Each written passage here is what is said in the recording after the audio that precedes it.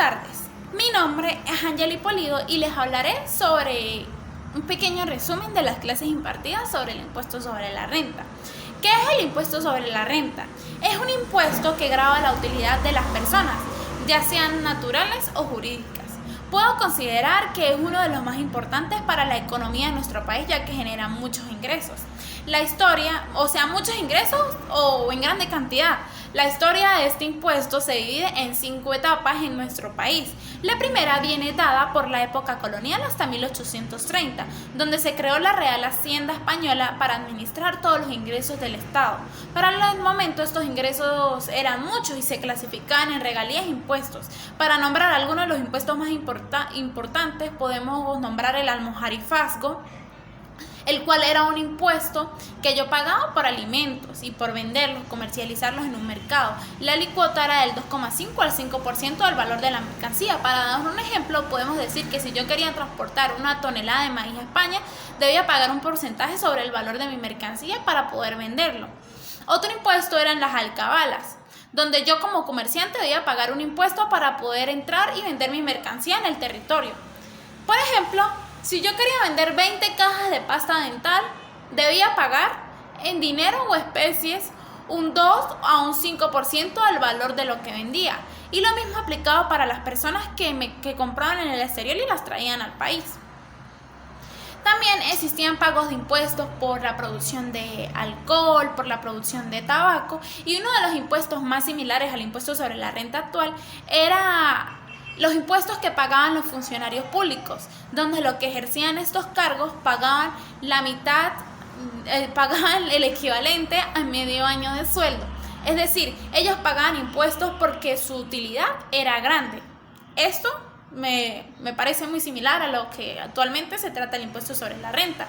Una segunda etapa inicia con la actividad agropecuaria en 1830, donde se crearon impuestos muy importantes como lo son los impuestos aduaneros, los impuestos sobre sucesiones, herencias, impuestos sobre estampillas, monopolios, impuestos sobre minas y demás. Luego, en 1917, inicia la tercera etapa, donde aparece la riqueza petrolera en nuestro país, un cambio muy importante, la verdad, donde para el momento el petróleo no se encontraba grabado directamente, sino se encontraba grabado por la ley de minas. Él mismo pagaba un 4,5% sobre la producción petrolera. Luego, en 1943 nace una cuarta etapa, donde se le da más importancia a nuestra vida fiscal, además de que se crea la ley del impuesto sobre la renta. La última etapa histórica del impuesto sobre la renta en nuestro país surge en 1994 con la creación del CENIAT. El mismo se dio lugar ya que existía mucha renta petrolera y necesitábamos un organismo de administración que regulara o que administrara los tributos que se imponían por la renta petrolera en nuestro país. ¿Cuál es el sistema impositivo actual del impuesto sobre la renta? Actualmente es el Servicio Nacional Integrado de Administración Aduanera y Tributaria, el cual depende del Ministerio de Finanzas, cuyo objetivo es administrar los tributos internos y aduaneros. La ley del impuesto sobre la renta y su última reforma. La ley del impuesto sobre la renta es aquella que regula este impuesto en nuestro país y su última reforma se realizó en diciembre del 2015. También posee el reglamento de la ley del impuesto sobre la renta que nos ayuda, nos da como apoyo para aplicar la misma, y el decreto 1808. Los principios por los cuales se rige el impuesto sobre la renta. El principio de legalidad. Este trata de que deberán respetar todo lo establecido en la ley, lo que son tarifas, los que son sujetos, los que no son sujetos y en fin, todo lo que en la ley se establece, en la ley del impuesto sobre la renta, el principio de generalidad. Todas las personas deben pagar impuesto para así ayudar con el gasto público, es decir, esto trata de que todas las personas deberán pagar impuestos sobre la renta. El impuesto de capacidad económica. Para cobrar el tributo se tomará en cuenta la situación patrimonial del sujeto pasivo, con el fin de que éste mismo soporte el pago de tributo. El principio de progresividad, el mismo habla de que el contribuyente que más dinero tenga, es decir, el sujeto pasivo que más dinero tenga, es el que mayor tributo le debo cobrar. El principio de igualdad. Todos los contribuyentes son iguales ante la ley. Por ello, la ley deberá garantizar que se cumpla este principio. El principio de justicia es aquel donde se trata de tener una justa distribución de las cargas públicas. Por ello, el mismo se aplicará de mano del principio de capacidad económica y el principio de progresividad. El principio de no confiscatoriedad. Se trata de que no se puede dar una tributación excesiva en nuestro país, aunque bueno, para mí actualmente no es como muy lógico, me parece que no se aplica, porque más nada se permite el 30% de ganancia sobre lo que se vende y se cobra el 34% por lo general de impuestos sobre la renta. El impuesto sobre la renta y su objeto. El impuesto sobre la renta tiene como objeto gravar los enriquecimientos anuales de las personas, para así causar el pago del mismo. En Venezuela, todas las personas residentes o domiciliadas en el país, si tienen ingresos, deberán pagar impuestos en base a sus utilidades. ¿Cómo se tratan los impuestos pagados en el exterior? En Venezuela, yo debo declarar los impuestos sobre la renta que pagué en el exterior por rentas que se produjeron allá con fines informativos. Esto no va a significar de que yo voy a pagar impuestos sobre la renta por actividades que yo realicé en otro país. Yo debo pagar solo por las actividades que realicé aquí en Venezuela. Claro está de que debo probar en la administración tributaria para que ella determine la naturaleza del impuesto acreditable. También puedo decir que el monto se establece que el monto acreditable proveniente de fuentes extranjeras no podrá exceder el 34%. Y para aplicar estas acreditaciones debe usarse el tipo de cambio vigente que aparece en la página del Banco Central de Venezuela, de la moneda exterior. O sea, debo cambiar la moneda exterior a la moneda venezolana para verificar su monto, tomando como base las tasas de cambio que establece el Banco Central de Venezuela. Tampoco se admitirán imputación de pérdidas de fuente extraterritorial con la fuente territorial. ¿Cuáles son los requisitos para evitar la doble tributación?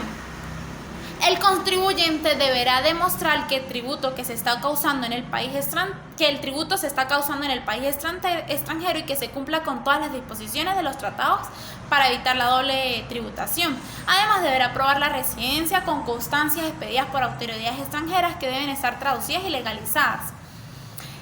Voy a dar unos casos prácticos sobre lo que dije anteriormente. Por ejemplo, si una extranjera viene a nuestro país y realiza un trabajo de modelaje en una agencia ubicada dentro de nuestro territorio, ella deberá cancelar impuestos sobre la renta, ya que generó enriquecimiento en el territorio nacional. O sea, los extranjeros que generen aquí enriquecimiento también deberán pagar impuestos sobre la renta aquí. Otro ejemplo sería que si yo como venezolano tengo una empresa en Chile y pago el impuesto sobre la renta en Chile, solo debo declarar el pago aquí en Venezuela con fines informativos. Esto no va a significar de que yo voy a pagar el impuesto sobre la renta que causé en Chile y en Venezuela. No, solamente es por fines informativos.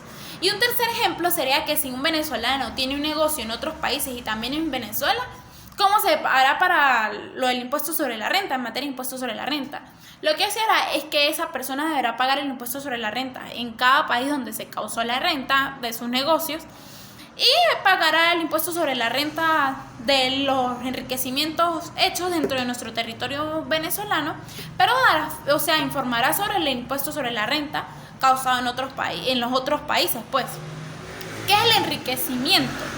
Es la acción de aumentar un patrimonio. ¿Qué es el enriquecimiento neto? Son enriquecimientos netos los incrementos de patrimonio que resulten de los ingresos brutos, o sea, que resulten de restar los ingresos brutos con los costos y las deducciones. ¿Qué es un enriquecimiento gravable? Es el resultado de sumar el enriquecimiento neto de fuente territorial con el de la extraterritorial. ¿Qué es disponibilidad? En materia de impuestos sobre la renta, los ingresos se contabilizan y se consideran disponibles cuando realmente fueron pagados. Esto se ve reflejado también en las anualidades, donde los pagos se realizan en periodos. O sea, yo no debo pagar por un ingreso que todavía no tengo, aunque si lo quiero hacer, pues lo puedo hacer, pero no me obliga la ley. ¿Qué es territorialidad? O ¿qué es la territorialidad de los enriquecimientos? Corrijo. Un enriquecimiento se debe causar en nuestro país, es decir, dentro de nuestro territorio nacional, para poderle cobrar impuestos sobre la renta. Y son rentas causadas en Venezuela, las rentas por regalías por el uso de propiedad industrial o intelectual, las rentas por los enriquecimientos obtenidos por medio de establecimiento permanente o base fija, las rentas generadas por el pago de toda clase de servicios, créditos o cualquier otra prestación de trabajo de capital. Es decir, esto me engloba prácticamente todo. Si yo trabajo y presto un servicio, debo pagar renta. La renta obtenida por enriquecimientos derivados de la producción y distribución de películas y actividades conexas. Las rentas generadas por enriquecimientos provenientes del envío de mercancías desde el exterior. Las rentas generadas por enriquecimientos de las empresas de seguros y reaseguros no domiciliadas en nuestro país. Las rentas generadas por enriquecimientos generados de bienes, muebles, inmuebles y su gravamen, es decir, los impuestos que ellos generan. Las rentas generadas por dinero, bienes, derechos u otros activos invertidos en Venezuela.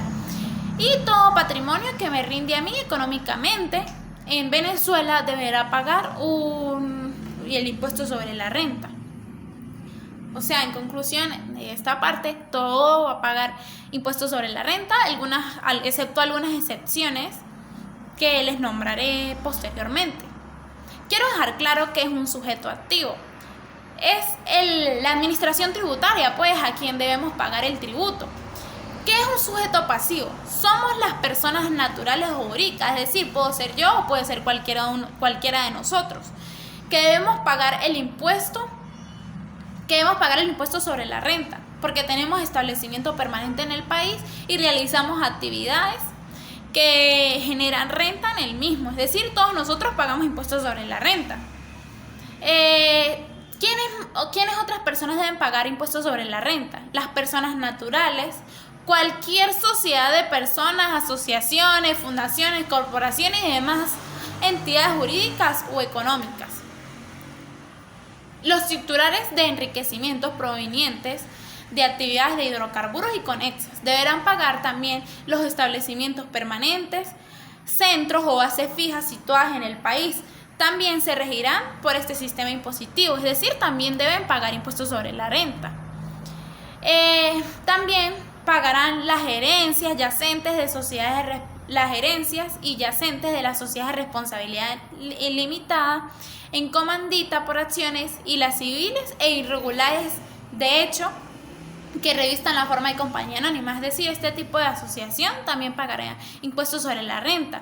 También las cuentas en participación, donde a efectos de gravames, tales contribuyentes deberán computar dentro de sus respectivos ejercicios anuales la parte que le corresponde en los resultados periódicos de las operaciones de la cuenta consorcio, sociedades de personas y comunidades. También se regirán deberán pagar impuestos sobre la renta. Las agrupaciones empresariales constituidas por personas jurídicas que tengan objeto de realizar una actividad económica específica de forma mancomunada deberán designar un representante, es decir, ellos pagarán impuestos sobre la renta y deberán designar un representante para efectos fiscales, el cual se encargará de determinar los enriquecimientos o pérdidas del consorcio o de la comunidad en general. El mismo informará a la administración tributaria sobre cómo se repartieron estas utilidades o pérdidas.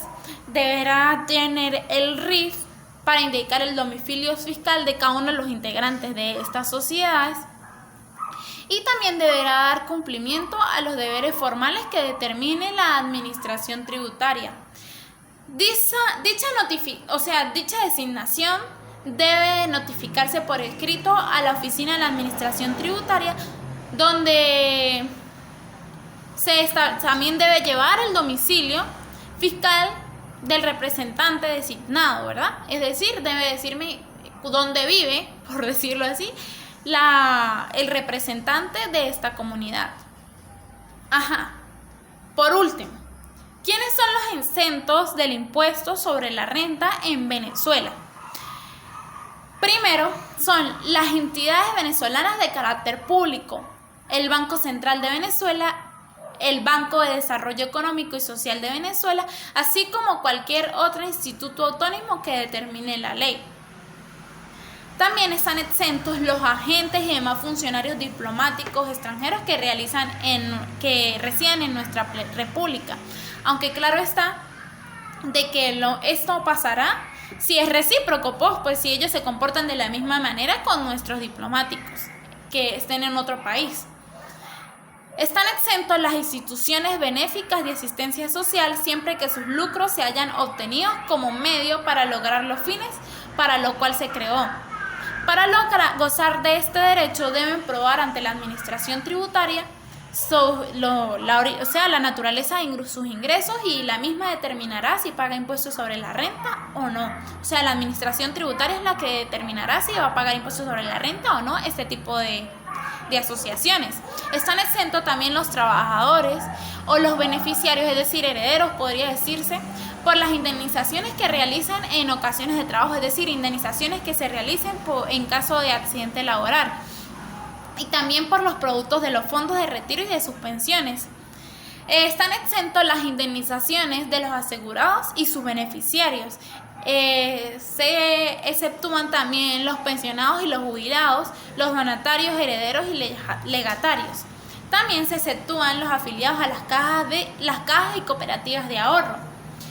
Se exceptúan las personas naturales por los enriquecimientos provenientes de los intereses generados por depósitos a plazo fijo, cédulas hipotecarias, certificados de ahorro e inversiones efectuadas en fondos mutuales o de inversión de oferta pública o cualquier otro instrumento de ahorro permitido en nuestro país.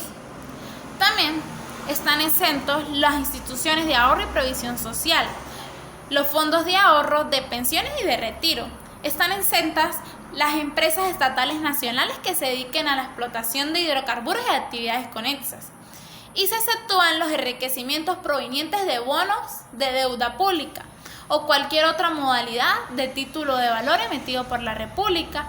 Y por último, se exceptúan los estudiantes becados que reciban dinero para cubrir sus costos, manutención de estudios o de formación. Gracias por su atención.